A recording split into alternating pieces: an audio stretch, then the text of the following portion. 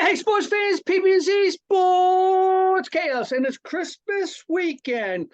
And for football fans, it's really a Christmas weekend because you got football galore, PB, right? You got college games today, college games all day tomorrow, plus you got NFL tomorrow, NFL on Christmas Eve, and oh, guess what's going to happen?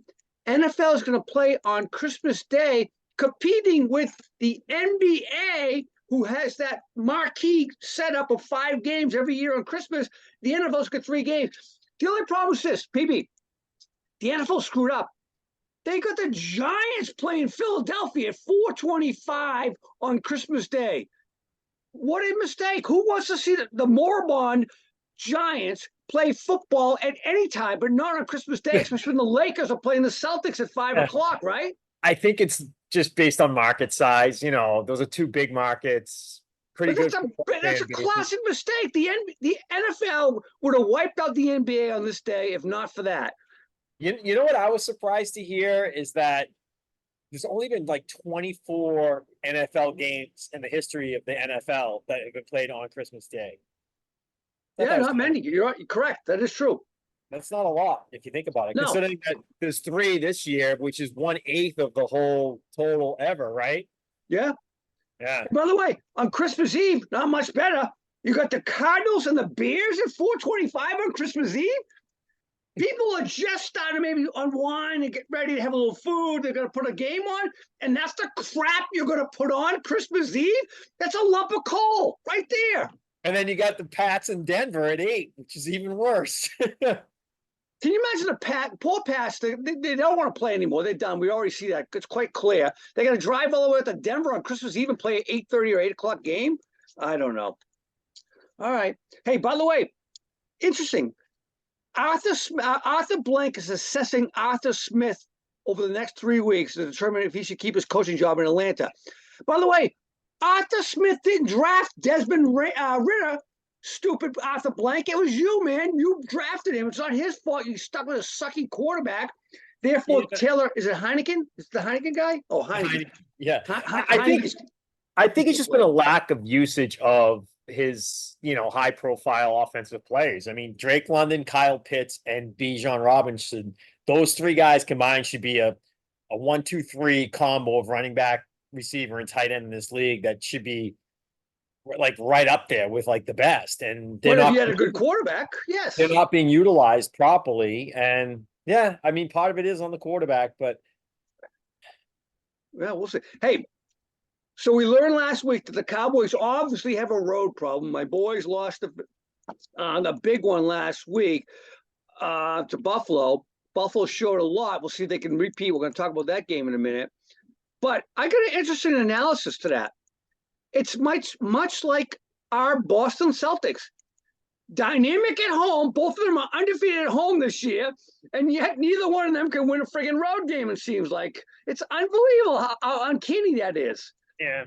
And then come playoff time, that'll bite you for sure. Oh, God. Yeah. So, by the way, Celtics are playing Lakers, as I just mentioned, on Christmas Day. Hopefully we keep that streak alive. We'll see. All right. We're going to pick some games over this long football weekend.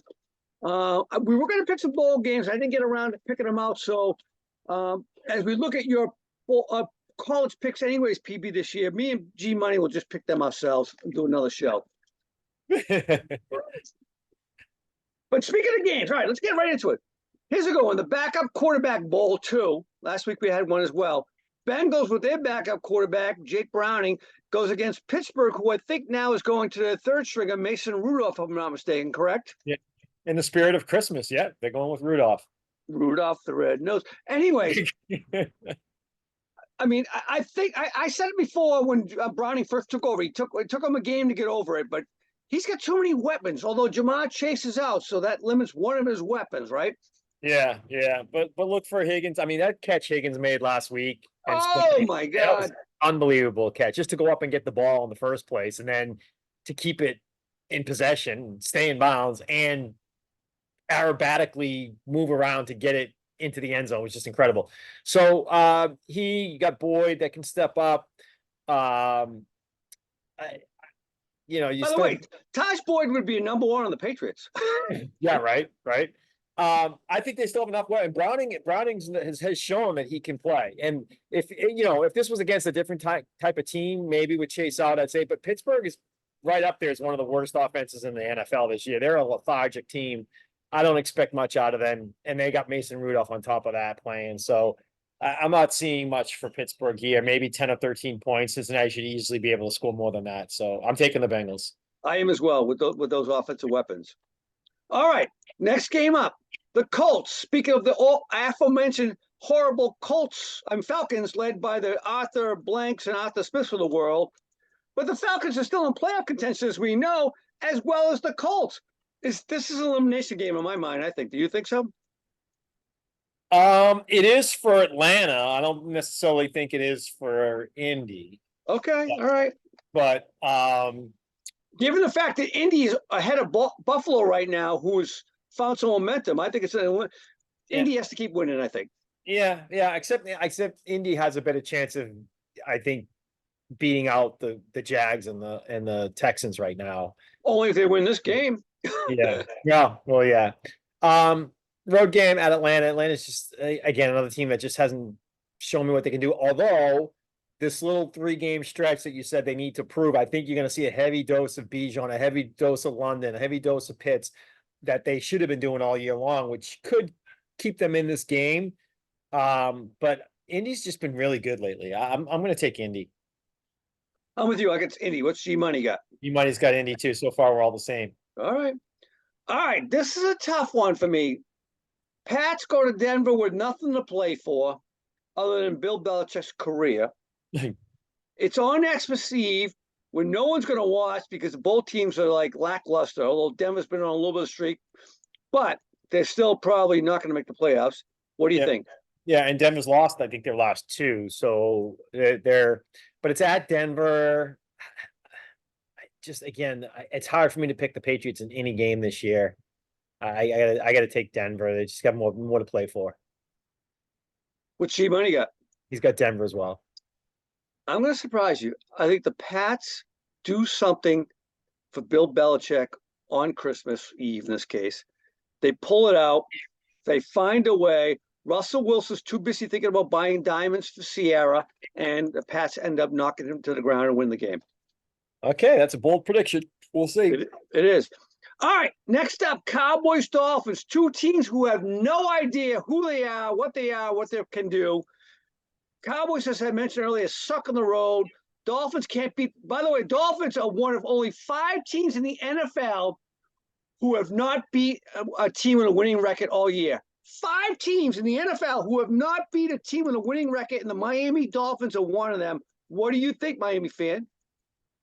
Yeah, and I got the Cowboys in this one. I mean, I haven't seen enough out of the Dolphins in big games that matters. I mean, last week they looked dominant, right? I mean, offensively without Tyreek Hill, they showed that they can still play offense. They could throw the long ball, the waddle. Their defense was on point, but they were playing a team that has basically no offensive line. I mean, it's hard to It's hard to use that game as any type of measuring stick. Or to give them momentum. If anything, it's gonna blow up their heads to the point where they think they're good when they're really not that good. So I don't put any stock at all into what they did last week. And the fact that they've lost to every big time team that they've played this year, I think that continues. Dallas is the one that rights the ship here. And this is setting up for what I think is going to be a Buffalo Bills division to win. All they got to do is run the table. Miami, by the way, has Baltimore in Baltimore next week, and then they finish off back at home against Buffalo. All Miami has to do was lose either this game or the Baltimore game, and Buffalo has the path to their own destination. So I predict right now that Buffalo actually wins the AFC East this year and not Miami. And it all starts this weekend when the Bills blow out the Chargers, and then Miami turns around and loses to Dallas. And by the way, a week ago, people thought Buffalo was out of the playoffs, right? So go figure. And actually, technically, right now, they still are out of the playoffs. They're correct. Yes, that's right. They are out of the playoffs. Yeah. But hey, by the way, Tyreek Hill, I got to talk about this for a minute. 3 babies from 3 different baby mamas in 1 calendar year. WTF? What is wrong with that man? And by the way, I believe this is now his 7th child he's had. Wow. He likes to I mean, he likes to Tyreek bang. Hill, what's going on, dude? What is wrong with you, man? By the way, when he gets down to the NFL, how's he going to pay all that child support? I have no idea. All right, I got the Cowboys as well. All right. G-Money does too. Speaking of Florida, we got the Florida Super Bowl taking place. The Jacksonville Jags go across the peninsula to play Tampa Bay. Bucks last week won a game with Baker Mayfield having a perfect passer rating, which is 158.3, by the way. Does he keep up a streak, or does the Jags break their little curse that they had after losing last week? No, I think that the Jags right now are not playing good football. They're not. You're right. We don't know if Trevor Lawrence is going to play or not. He's got to clear the concussion protocol. He missed practice yesterday and Thursday. He practiced in a limited fashion today. So he probably will go. He's never missed a game in his career as a high school, college, or professional athlete. Oh, time out. You missed PB&Z's Twitter. I called out Shefty on that. He missed 2 games in 2020 for COVID, playing against BC and Notre Dame, when none other DJU took his place. And Shefty missed that. Maybe he had the little caveat there for injury or something like that. But no, it was just never missed a game. Oh, okay. All right. Well, good for you, Z. You should have called him out. At any rate, here's a guy who's going to get on the field if he can get on the field. The only thing that's going to keep him out of this game would be the third party, NFL concussion protocol. If CJ Beathard's in there, there's no question. I think the Bucks win this game. With Trevor in there, I'm still concerned because Christian Kirk is on IR. Zay Jones is now officially out, which means you have Ridley, and then Parker Washington would be the next, receiver that's got to step up, and then Agnew is probably going to get some playing time as well. I love ETN, but the weakness of the Bucks is their pass defense, and I don't think they have enough weapons there to exploit that right now. So Bucks at home, way the Bucks are playing, they're playing for a ton. So is Jacksonville, but I'm going to go with the Bucks in this one. It's probably my closest one to pick this week was this game. G-Money has the Bucks as well.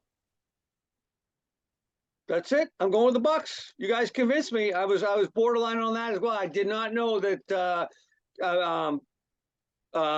Zay Jones. Sunshine hasn't cleared concussion yet. So now you tell me that, then I'm concerned. Yeah. If he does if Sunshine played, I would not be worried. But if Sunshine can't play, you're right. I'm with you on that one.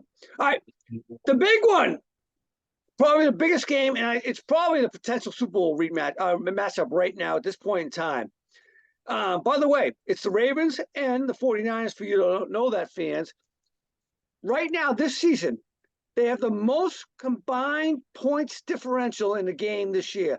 Plus 350 points differential between those two teams this year alone. And they're the 2 number 1 seeds as they stand right now in their respective conferences, right?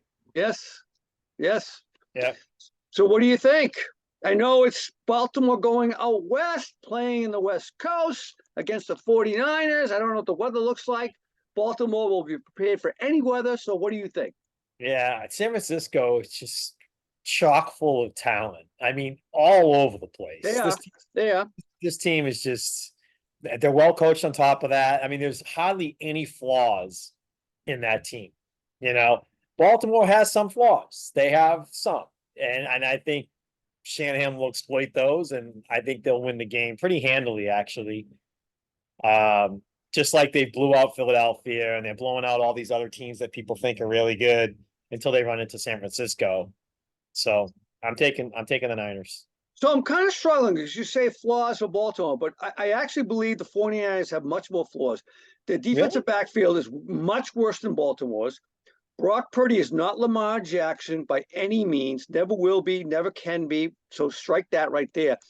And the offensive line, other than Trent Williams, Baltimore is a better offensive line. So at the end of the day, I think the Ravens 1-22. Well, yeah, 1-22, because don't forget they have the better kicker, Jason Tucker. I think Baltimore goes out there, and by the way, underdogs on Monday Night Football have now won 7 straight games. Baltimore's an underdog. They're peed off. Baltimore wins this game. Look at the skill positions, okay? Who's the running back for Baltimore? Gus Edwards, right? And Keenan Mitchell was doing pretty good. He's done now, right? You got Gus Edwards. Who's the running back for San Francisco? Oh, yeah, it's this guy, Christian McCaffrey. Okay, let's look at the wide wait, hold on. McCaffrey, who gets injured every season, hasn't been injured yet, right? Wait, Hello. okay, This is the week he gets injured. Here's my bold prediction. Christian McCaffrey tears an ACL this week on Monday night or Sunday. That's not even funny. So now, all right, let's look at you got Deebo Samuel and Brandon Ayuk versus Zay. You know what? I like Zay Flowers better. I like Zay Flowers as a rookie better than I do Deebo. And Rashad Bateman. I mean, come on. It's you. All right, tight end. Let's look at tight end. Okay, yeah, Isaiah likely has stepped up. Correct. If by the way, if Mark Andrews is there all day long over George Kittle, all day long. All day long. But he's not. And all I'm saying is that San Francisco is the better team. There's no question about it. G-Money has San Francisco as well. You can ride your Baltimore and to see what happens. I'm going with the trend. Underdogs have won 7 straight on Monday Night Football. I'm going with the trend. All right. Okay. Hey, by the way, here's your bonus pick since you're going to lose this. VTech versus UCF tonight in the Gasparilla Bowl. 5.5 point spread favorite for UCF. Your hometown team. What do you think? They're actually from Orlando. They're not from South Florida, but it's in Florida. What do you want? It's like saying it from New York. It's the same as you. It's further for me to drive to there than it is for you to drive to New York. But I'll take UCF. I'll take the Knights. I am. Well, Georgia Tech is horrendous. You're right. All right, man. Have fun tonight. I'll talk to you soon. Sounds good. Bye. See you.